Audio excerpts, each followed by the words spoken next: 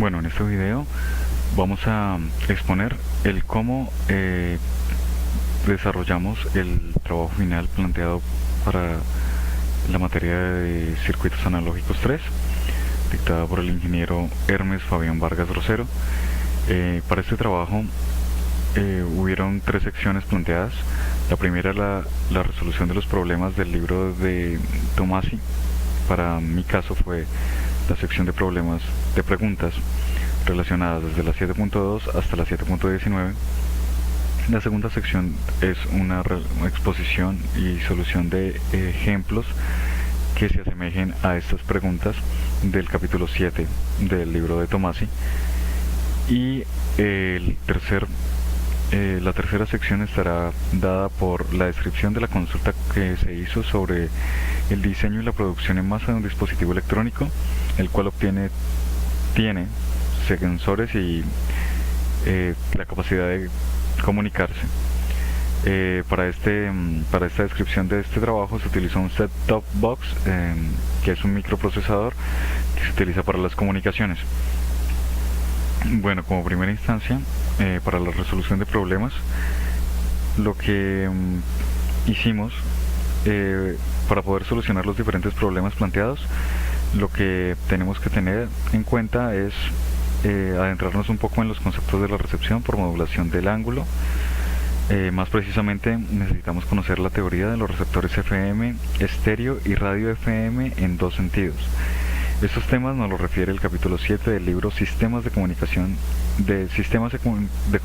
Electrónicas de Wayne Tomasi. Para esta ocasión utilizamos la cuarta edición de este libro y empezaremos con la pregunta 7.12, que es la primera que me corresponde. En la pregunta 7.12 nos dice: trace el diagrama de bloques de un radiotransmisor de FM en dos sentidos y explique su funcionamiento. Como podemos notar, en esta figura se puede observar un diagrama de bloques de un radiotransmisor de FM en dos sentidos. En sí, se trata de un diagrama de bloques de un radiotransmisor indirecto de un circuito integrado modular para FM, como lo podemos ver aquí.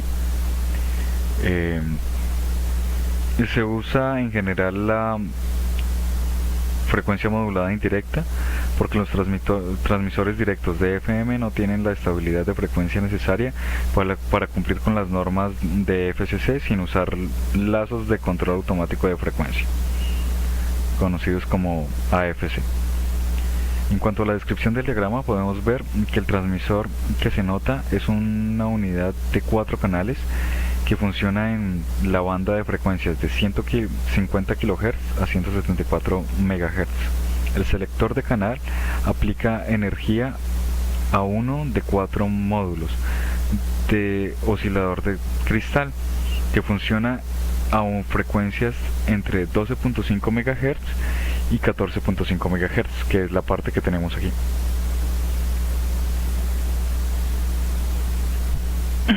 Dependiendo de la frecuencia de la portadora final de transmisión es esta frecuencia. La frecuencia del oscilador está compensada mediante el módulo de compensación para asegurar una estabilidad del 0.002%. El modulador de fase usa un diodo varactor al que modula la señal de audio a la salida del limitador de audio. La amplitud de la señal de audio se limita para asegurar que la transmisión no se desvíe en exceso. La portadora modulada de la frecuencia intermedia se aplica y después se multiplica por 12 para producir la radiofrecuencia deseada en la transmisión. La señal de RF se vuelve a amplificar y se filtra antes de su transmisión. Se usa un botón para hablar, el PTT, que secciones más adelante lo trataremos, ya que hace parte de una pregunta subsiguiente. Como dije, se usa el botón PTT, que es un botón para hablar. Es un dispositivo electrónico y no un interruptor mecánico, ya que para reducir el ruido de la estática con el rebote de contactos pues se facilita muchísimo más. Y teniendo en cuenta esto, pues al manipular el PTT se aplica corriente directa al módulo oscilador seleccionado y a los amplificadores de potencia RF, y así completaríamos el circuito. Como lo pueden ver, aquí está el PTT electrónico, que es el activador de la voz, conectado juntamente con el módulo del micrófono. Para la siguiente pregunta, nos piden que tracemos el diagrama de bloques de un radioreceptor de FM en dos sentidos y expliquemos su funcionamiento.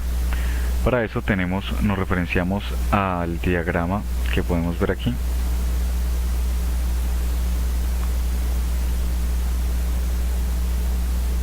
Este diagrama se puede observar un bloque de radioreceptor de FM en dos sentidos. Específicamente, el receptor que se ve es un circuito integrado de 4 canales con 4 módulos separados de un oscilador de cristal. Cuando el receptor está encendido, se activa uno de los 4 módulos del oscilador, dependiendo de la posición del selector de canales. La frecuencia del oscilador tiene compensación por temperatura y se multiplica por 9. La salida del multiplicador se aplica al mezclador, donde heterodina la señal de RF de llegada para producir una frecuencia intermedia de 20 MHz. Aquí es donde se mezclan para formar justamente esta frecuencia. Este receptor usa inyección lateral inferior y la frecuencia del oscilador se determina como sigue la señal de la frecuencia intermedia. Amplifica. Primero se filtra, después amplifica, después limita y por último se aplica al discriminador de frecuencia por su demodulación. El voltaje de salida del discriminador se amplifica y a continuación se aplica a la bocina, que es lo que tendríamos después del canal en la sección del audio, que vendría esta parte de acá. Para la 7.14 nos piden que describamos el funcionamiento de un circuito de botón para hablar. Es un circuito electrónico, como dijimos, que es el que mencionamos en una de las preguntas anteriores. Justamente ese es el diagrama del circuito que podemos ver, y ese es el que se aplica justamente en esta pregunta de acá, en el PTT electrónico que se puede ver aquí. En este bloque justamente implementaríamos este circuito que se puede observar en esta figura. Como podemos observar, ese es un módulo típico de PTT electrónico. Lo que hacemos es, al oprimir el interruptor PTT, se aterriza la base de Q1, haciéndolo coincidir y apagándolo a Q2. Estando desactivado Q2, se aplica el VCC al transmisor y se quita del receptor. Cuando se suelta el PTT, Q1 se apaga y quita VCC del transmisor, encendiendo Q2 y aplicando VCC al receptor.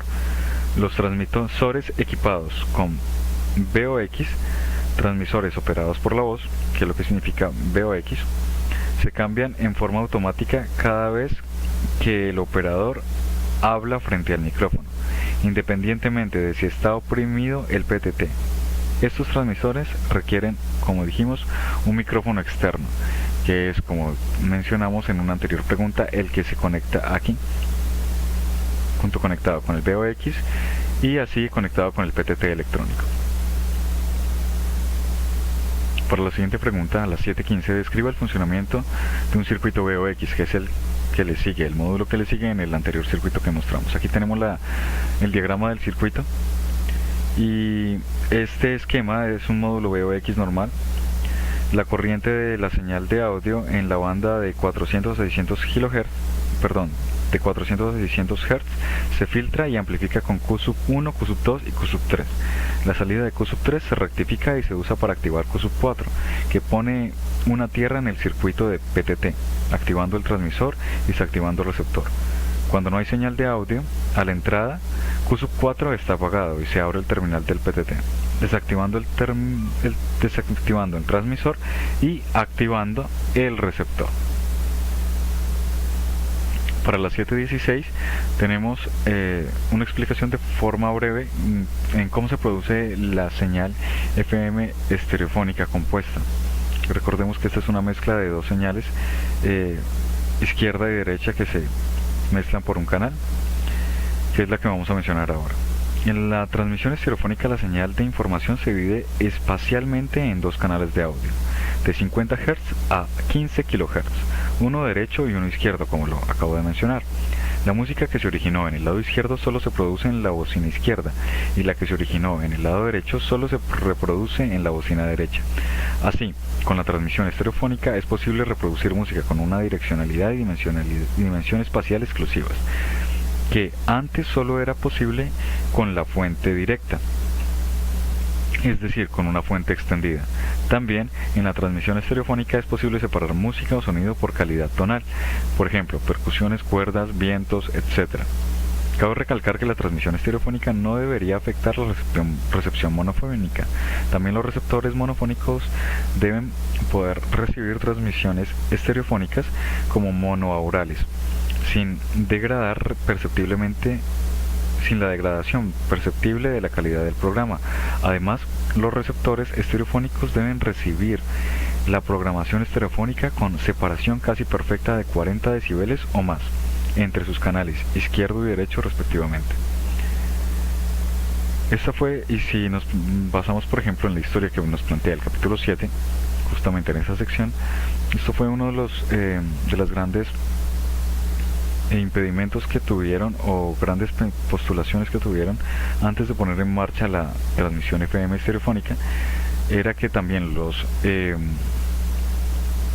transmisores, los receptores monofónicos, como lo mencionamos, tuvieran también compatibilidad sin que pues, se perdiera, sin que hubiera una degradación perceptible de la calidad del programa.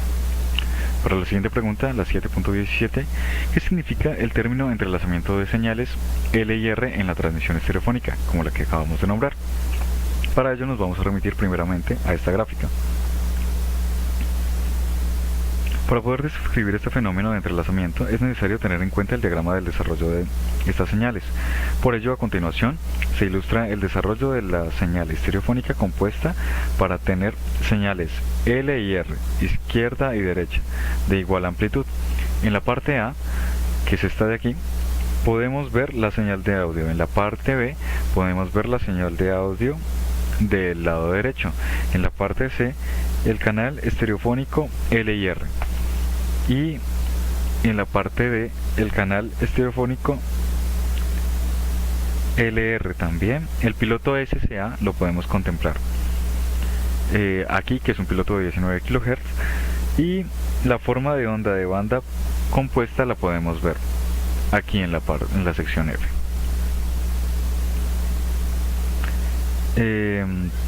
Esta imagen nos muestra el desarrollo de las señales estereofónica compuesta para el canal de audio L y R de igual amplitud. Para fines de ilustración se muestran ondas rectangulares. El canal de audio LR no aparece en la forma de onda compuesta. Este canal modula a la soportadora de 38 kHz para formar las bandas laterales estereofónicas L y R, que son parte del espectro compuesto. Para el modulador de FM de este ejemplo se supone que 10 voltios de señal en banda base producen 75 kHz de desviación de frecuencia de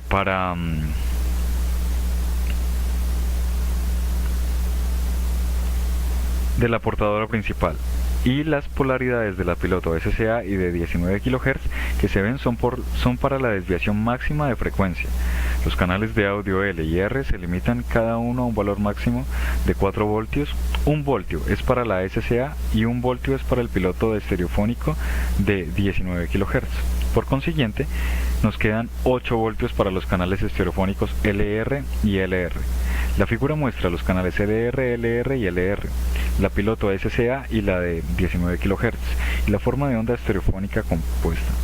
Se puede ver que los canales estereofónicos LR se entrelazan y nunca producen más de 8 voltios de amplitud total, y en consecuencia, nunca producen una desviación de frecuencia mayor que 60 kHz.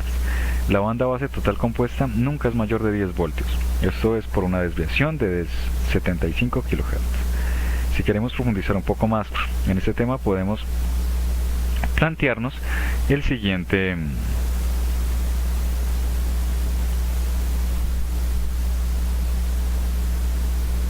siguiente imagen compuesta.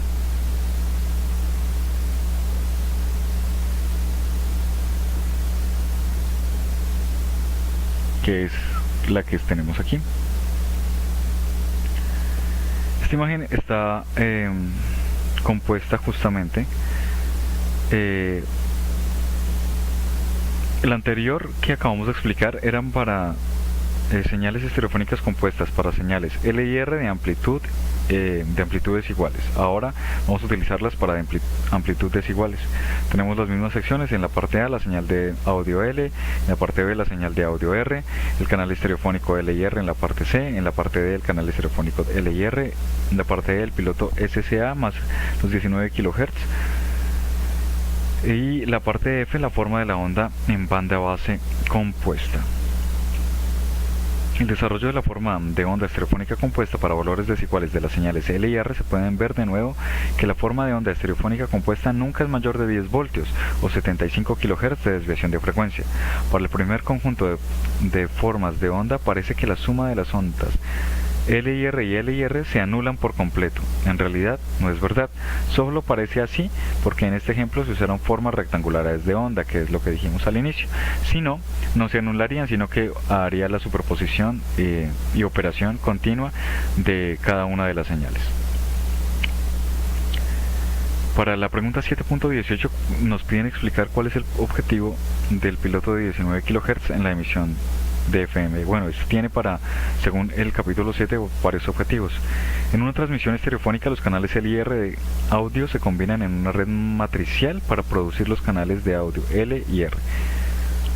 El canal de audio L y R modula una subportadora de 38 kHz y produce un canal estereofónico L y R de 23 a 53 kHz. Como hay un retardo de tiempo introducido en la trayectoria de la señal LR al propagarse por el modulador balanceado, el canal estereofónico LR debe retardarse un poco en forma artificial para mantener la integridad de la fase con el canal LR cuando se demodulen. Pero específicamente, justamente para los fines de modulación se transmite un piloto de 19 kHz y no una soportadora de 38 kHz, lo cual nos permite recuperar de una manera mucho más fácil la señal en el receptor. La banda base de la señal compuesta se alimenta al transmisor de FM, donde modula a la portadora principal. El piloto también se usa para la desviación máxima de la frecuencia. Nos permite regular esto. Por último, para la pregunta 7.19, ¿cuál es la diferencia entre radio móvil y teléfono móvil? Aquí podemos ver algunas características muy generales de qué caracteriza la radio móvil y el teléfono móvil en cuestiones de conectividad, costo y uso. Por ejemplo, en conectividad nos basamos en que los radios móviles pueden conectarse entre sí dentro de un área determinada, ya sea a través de los teléfonos móviles, pueden comunicarse globalmente. Sin embargo, hay algunas áreas como bosques o lugares remotos donde es difícil conectar dichos teléfonos móviles. En estos lugares los radios móviles nos ofrecen una mejor cobertura, ya que pues al tener una área de acción un poco más pequeña, su aprovechamiento de cobertura es muchísimo mayor. En cuanto a costos, un radio móvil, dependiendo de su capacidad, puede generar muchísimos altos costos, y es el resumen que tenemos aquí, aunque las comunicaciones pues son ilimitadas y hacen que pues se equipare un poco la balanza en cuanto a costos. Indiferente a esto, pues los teléfonos móviles tienen un costo de adquisición muchísimo menor, dependiendo del modelo o dependiendo de las características que tengan, pero su comunicación puede ser limitada por la central de operación, el operador que requieran para la transmisión. Y el uso, pues el teléfono móvil es mucho más adaptado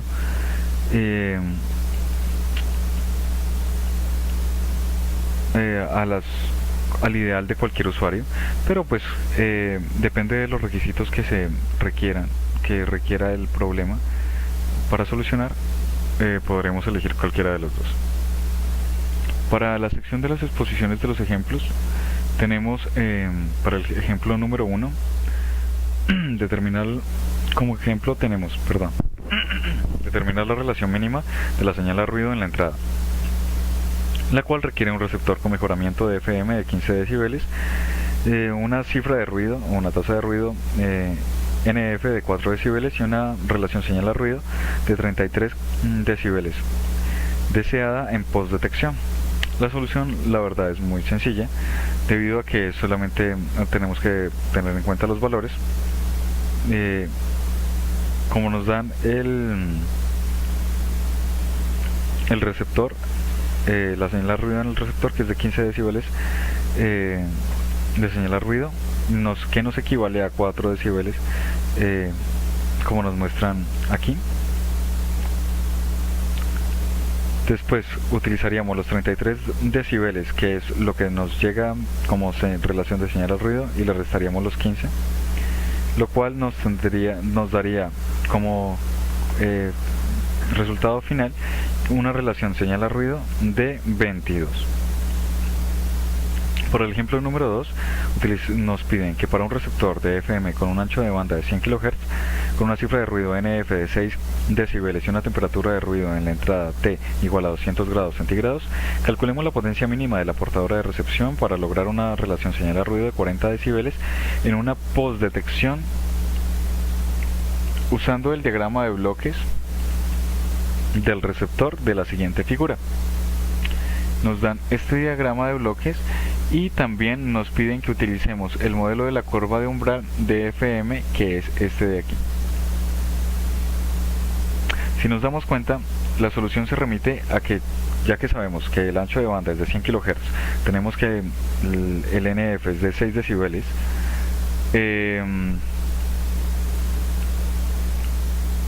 tenemos una temperatura, la pasamos con grados Kelvin, que es de 0K, de acuerdo a la curva de umbral que observamos aquí. Nos daría una temperatura en Kelvin de 473.15 grados Kelvin, y haciendo entonces la resta comparativa entre los 40 menos 17, que nos darían 23, 40 que era la relación señal a ruido que nos daba el enunciado, y los 17 que tenemos de la composición subsiguiente. Después le sumaríamos los 6 decibeles a los 23 que obtuvimos y nos darían una relación señal a ruido de 29. Después tendríamos que, teniendo en cuenta esta curva de umbral, tendríamos que N sería igual a K por T por B, de lo cual nos dejaría que N es igual a, como podemos observar, a 6.533 por 10 a la menos 16. Eso lo multiplicamos por W. N en dB milis es igual a 10 por el logaritmo de N, que es el que acabamos de hallar, sobre un milivatio, lo cual nos daría menos 100.21.849, dejándonos una relación. Si a eso le sumamos 29, nos daría la relación señal a ruido que nos pide el problema, la cual nos da como conclusión que es una relación señal a ruido de menos 92.849. Para el ejemplo 3, nos piden que para un receptor de FM sintonizado a 92.75 MHz que usa inyección lateral superior y una primera FI de 10.7 MHz, determinar la frecuencia imagen y la frecuencia de oscilador local.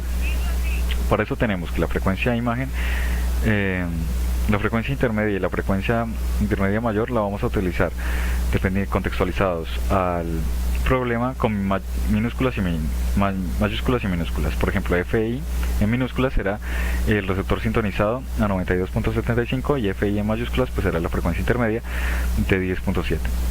Para ello tendríamos que la frecuencia OL es igual a la sumatoria de las dos frecuencias, dándonos 103.45 MHz.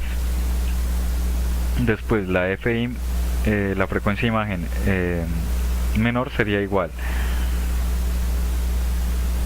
a tener la frecuencia I del FM sintonizado, que es 92.75, y multiplicarla por 2 veces y sumarle la multiplicación de 2 por el FI mayúscula, que sería 10.7, dándonos como resultado 114.15 MHz, que sería la frecuencia de imagen completa. Y la frecuencia del oscilador local pues es justamente la que vemos aquí, que es de 103.45, es la FOL.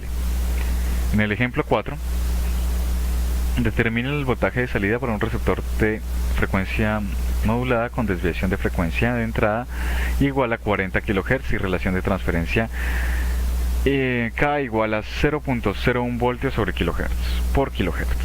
Para ello tenemos la diferencia, que es de 40 kHz, la relación de transferencia, que es de 0.01. Por lo tanto, tenemos que el voltaje de salida es solamente multiplicar la relación de transferencia por la desviación de la frecuencia de entrada, lo cual nos da un voltaje de salida de 0.4 voltios. Por último, para la tercera y última sección, tenemos que la consulta completa sobre cómo diseñar y producir en masa un dispositivo electrónico que contenga sensores y comunicación. Nos basamos en un tema muy conocido, que es el Set-Top Box Microprocesadores para Comunicaciones. Este trabajo muestra cómo el STB principalmente se encarga de recibir una señal digital en alguno de los estándares, ya sea por cable, por satélite, terrestre, IPTV, en fin. Y aparte de ello, comprueba en algunos casos que se tenga permiso para ver esa señal. Posteriormente la demodula y la envía al televisor. También permite disfrutar de todo el conjunto de ventajas que ofrece la nueva televisión digital, como pueden ser acceso condicional, televisión interactiva o televisión en alta definición. Aquí tenemos un esquema de bloques, el cual nos da una idea general de cómo está compuesto un set-top box utilizado como microprocesador. Los pasos que sigue un STB son los siguientes. Lo primero que hace es sintonizar una señal digital, lo cual incluirá tanto información de video como información de audio e información de datos, dependiendo de cada uno de los formatos respectivos. Por ejemplo, la información de video puede estar codificada en MPEG-2 o MPEG-4 para señales de alta definición. El siguiente paso es separar los tres tipos de información que recibimos para tratarlos por separado. A continuación, el sistema de acceso condicional decidirá cuáles son los permisos que tiene el suscriptor para poder ver los contenidos que está recibiendo. Si tiene permiso, descifrará esa información. Una vez descifrados, los paquetes de video y audio son enviados al televisor. Los paquetes de datos que hemos recibido junto con los de video y audio se ejecutan en caso de ser necesarios o solicitados por el consumidor. El STB puede poseer un canal de retorno por donde enviar datos a la cabecera, lo que se conoce como un back channel. ¿Qué es lo que describiría? Pues justamente todo el diagrama de bloques que ya mencionamos aquí. Algunos de los procesadores más utilizados para los STB pues son los MIPS, y en este proyecto vamos a describir los MIPS S32 de 24K. Y como podemos darnos cuenta, este trabajo describe un sumario en el que nos resume que hay un pipeline de 8 etapas y con funcionamiento de hasta 730 MHz. Tiene soportes de herramienta EDA, estándares de core por OCP. Los cores con 24K aceleran el time to market, permitiendo la fácil reutilización del estándar SOC IP. La familia de 24K está basada en las microarquitecturas de 24K altamente escalables que ofrecen mejoras en el estándar de la industria, la arquitectura de los MIPS S32. Hablamos también, aparte de ello, de las arquitecturas que posee este MIP de S32 con 8 etapas, 32 bits, 32 bits de direcciones y 64 bits de datos para cachés y para los interfaces externos, que nos posee pues gran capacidad. El tamaño del caché programable, como nos podemos dar cuenta, varían entre 16, 32 y 64 kilobytes. con 4 vías asociativas, hasta 4 cargas sin bloqueo. Podemos darnos cuenta de las demás unidades, cómo trabajan. Aquí está la descripción completa de cada una de ellas. Para profundizar, pues nos referimos al documento. Lo importante es, por ejemplo, ver las anteriores etapas que se describen en este documento, en este diagrama de bloques que nos muestra su relación y su funcionalidad.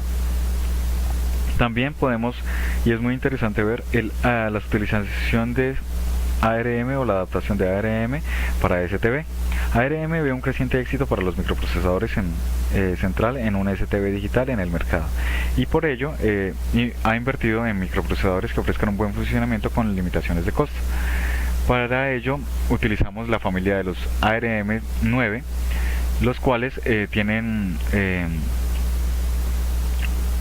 el procesador ARM 9 TDMI e incorporan un juego de instrucciones de 17 bits TUMP que mejora la densidad del código hasta un 35%. Como vemos aquí, también podemos ver sus aplicaciones que, por ejemplo, aproximan generación de los smartphones, comunicadores y PDAs, procesadores para las aplicaciones 3G, algunas de sus arquitecturas, como las que me maneja, por ejemplo, instrucciones ARM de 32 bits para el máximo rendimiento y flexibilidad, algunos de sus beneficios y lo más importante, el diagrama de los procesadores, en este caso de la familia ARM 920, pero tenemos los modelos Y y tenemos el ARM 922 en su modelo T, que es este de la mano derecha, correcto. También AMD está interesado para la adaptación y apropiación en este mercado en STB. Para ello utilizó Aticillion como procesador y utiliza sus modelos 410, 411, 420 y 421 para la instalación de sus productos. Todos los micros son compatibles con la resolución de 1080, lo cual es genial para todas las opciones de alta calidad que ofrecen los sistemas. Y hablamos del Cilium 220 como tal. Tomamos su presentación, que es un chip altamente integrado y avanzado que es adecuado para una gama de dispositivos digitales, entre los que se incluyen decodificadores, televisores digitales, etcétera. Manejamos el procesador, que mencionamos que sus ventajas y aplicaciones, y podemos ver como siempre el diagrama en el que nos muestran su desarrollo completo y la interacción que tiene cada uno de los bloques. Finalmente nos interesa mostrar el BCM3563, que es un Broadcom. Es justamente para estándares de televisión en alta calidad, la cual nos da, como dijimos, características: soporte para Dual 1080p, Motion Adaptive de Interclines para eliminar imágenes y bordes borrosos, y mostramos las demás características. Este es uno de los más de los procesadores más eficientes que tiene el mercado, y podemos ver los diagramas de aplicación en los modelos BCM3563, que es este de aquí arriba, y el diagrama del BCM3563 circuitalmente hablando, que es este de acá abajo. Toda esta información la podemos conseguir del enlace que se muestra en el documento del autor Ruiman Ojeda García. Los ejercicios, como mencionamos, fueron sacados del libro de sistemas de comunicaciones de Wayne Tomasi, en su cuarta edición, dada en la Ciudad de México en el año 2003. Muchísimas gracias.